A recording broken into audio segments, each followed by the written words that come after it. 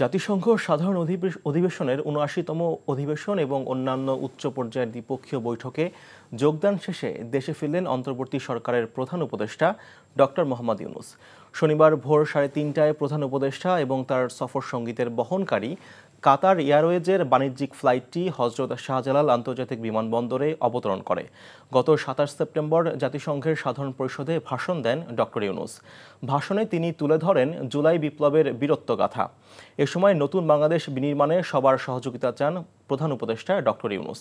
পাশাপাশি মার্কিন president Joe Biden সহ ১২টি দেশের সরকার ও রাষ্ট্রপ্রধান এবং বিভিন্ন আন্তর্জাতিক সংস্থার প্রধানদের সাথে সাক্ষাৎ করেন তিনি। এছাড়াও ৪০টি উচ্চ পর্যায়ের বৈঠকেও অংশ নেন ডক্টর ইউনূস। এখন আমার খুব ক্ষুধা লাগছে, আমি খাবো। কি কি রান্না করছো? আসো দেখো। খুবই ভালো রান্না করছো। আমি তো মাঝে মাঝে চিন্তা করি আমি রান্না কেন করি, তোমারই করা উচিত। হার্ড ওয়ার্ক করুন লাগবো। আমি চাকরি করবো না, ছেড়ে দিচ্ছি। আমি প্রেগনেন্ট।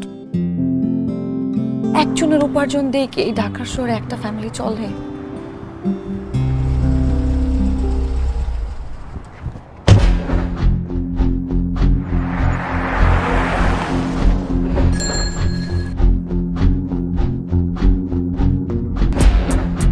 মাহির, তুমি এখানে? পরিচয় করে দিই, উনি আমার বস। অনেক ভালো করে চিনি। ওর পেটে যে বাচ্চা বড় হচ্ছে ও তোমার না। ওর বেঁচে থাকার কোনো অধিকার নেই। ওকে খুন করো।